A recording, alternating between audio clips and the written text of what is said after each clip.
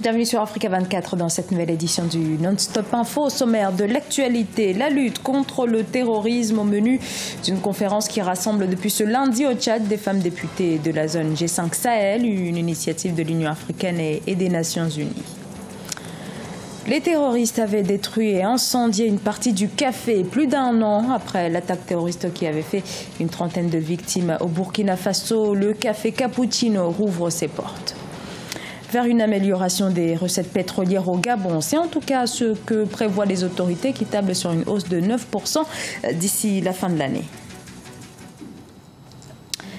Les femmes parlementaires des pays du G5 Sahel plaident pour un renforcement de la lutte contre le terrorisme. C'était ce lundi 19 juin à N'Djamena au Tchad, à l'occasion d'une conférence. Toutes ont planché sur les mesures à mettre en place dans les pays du Sahel, confrontés depuis 2012, vous le savez, à plusieurs centaines de combattants terroristes dont certains ont prêté allégeance à l'État islamique. Reportage entre correspondant Mahamat Ramadan. L'Union africaine, en partenariat avec l'ONU Femmes, organise du 19 au 20 juin 2017 dans la capitale tchadienne une conférence des femmes parlementaires des pays du G5 Sahel. Objectif, promouvoir le leadership des femmes en matière de prévention et de lutte contre l'extrémisme violent dans le Sahel. Pour les organisateurs, cette conférence permettra aux femmes parlementaires de définir et de mettre en œuvre leur agenda de lutte contre le terrorisme à la base. Nous savons que les femmes subissent elles payent le lourd tribut de ces conflits, mais c'est elles qui doivent reconstruire. Et je pense que c'est l'opportunité des institutions comme les Nations Unies et l'Union africaine de venir soutenir le secrétariat du G5 Sahel, mais surtout le leadership de cette région qui veulent faire taire les armes, mais également contrer tout ce qu'on voit comme terroriste et tout ce que nous voyons comme acte et tout ce que nous voyons comme violence. Pour les panélistes, les femmes sont les premières victimes du terrorisme en Afrique. Leur contribution pour la déradicalisation des jeunes est incontournable. Par cette conférence, les femmes parlementaires de la sous-région manifestent leur volonté de contribuer à la lutte contre l'extrémisme violent engagé par les États membres du G5 Sahel. L'extrémisme violent va grandissant et nous sommes convaincus que l'implication, la participation des femmes à la prise de décision concernant les problèmes de résolution des conflits aujourd'hui s'avèrent plus que nécessaires. Aujourd'hui, la femme, elle est utilisée et parfois elle est actrice et complice des conflits qui se trament maintenant au niveau de la sous-région. Notons qu'une quarantaine de femmes issues des parlements et des sénats des pays membres du G5 Sahel, dont le Tchad, la Mauritanie, le Niger, le Mali et le Burkina Faso, participent à la conférence sur la prévention et la lutte contre l'extrémisme violent. En Afrique du Sud, le gouvernement relance le débat sur le nom du pays. À plusieurs reprises, les Sud-Africains ont évoqué la possibilité d'abandonner l'appellation Afrique du Sud, héritée d'une période trouble et qui, par ailleurs, ne reflèterait pas les réalités du pays. Sharon Camara nous en dit plus. Le débat récurrent sur la question du changement de nom de l'Afrique du Sud a été réouvert par le ministre de la Culture, Natim Tewa. Lors d'une conférence du Congrès national africain, le parti au pouvoir, le ministre a déploré le fait que le nom du pays se réfère à sa situation géographique et non à ce qu'il représente. C'est complètement instrumental. L'ANC est en difficulté, contestée à la fois de l'intérieur et de l'extérieur. Et donc, certains dirigeants du parti estiment qu'il est possible de faire reluire la crédibilité du mouvement auprès des masses noires déshéritées. Pour remplacer le nom Afrique du Sud, le ministre a suggéré le terme Azani, utilisé par de nombreux Sud-Africains et recommandé par Themba Godi, le président de la Convention des peuples africains. Si le projet aboutissait, l'Afrique du Sud rejoindra la longue liste des pays qui ont changé leur nom après leur indépendance. Ce changement vise à adopter un nom qui correspond plus à l'histoire du pays, contrairement à celui imposé par les colons. Le Zimbabwe a changé de nom. Burkina Faso, ancien Haute-Volta, ce sont des choses que l'ANC aurait pu faire dès les premières années, ses premières années au pouvoir. Il dispose de la majorité au Parlement. La Constitution ne l'empêche absolument pas de le faire. La question est de savoir pourquoi ils l'ont pas fait. Ce débat intervient au moment où la grogne ne cesse de monter dans le pays. Les Sud-Africains, étant déçus par la politique du président Jacob Zuma, appellent à sa démission. Dans ce climat tendu, l'opposition considère que la question du changement de nom est secondaire.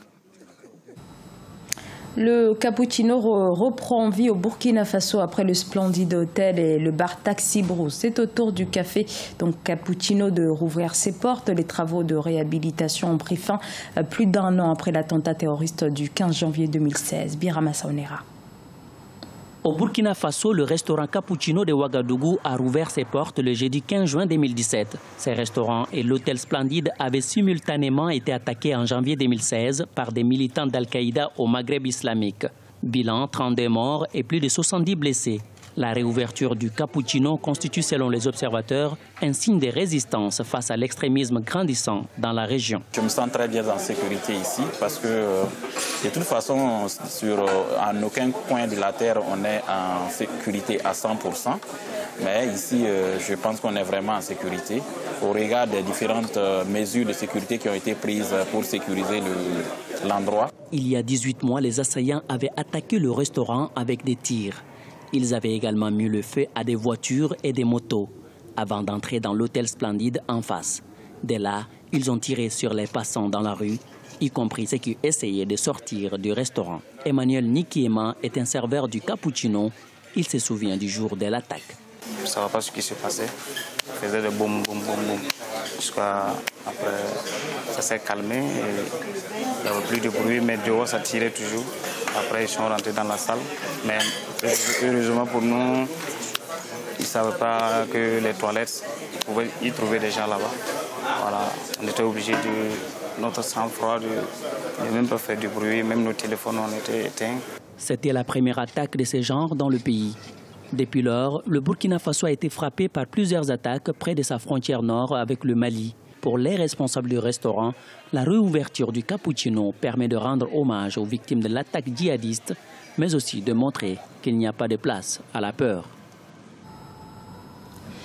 De nombreux pays producteurs de pétrole, à l'instar du Gabon, continuent de subir les contre-coups de la chute des cours du pétrole. Le Gabon, 5e pays africain producteur, a vu ses recettes pétrolières chuter de 50% depuis 2012, mais les autorités prévoient un redressement des recettes d'ici la fin de l'année. Hidlet Mirabel Bissou.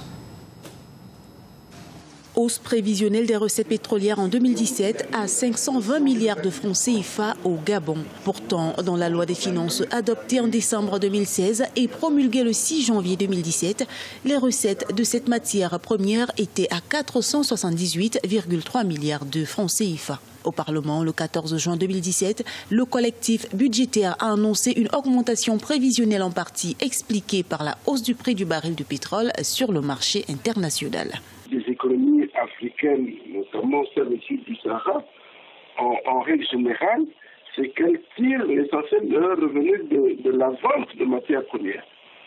Celles-ci se caractérisent par leur très grande volatilité.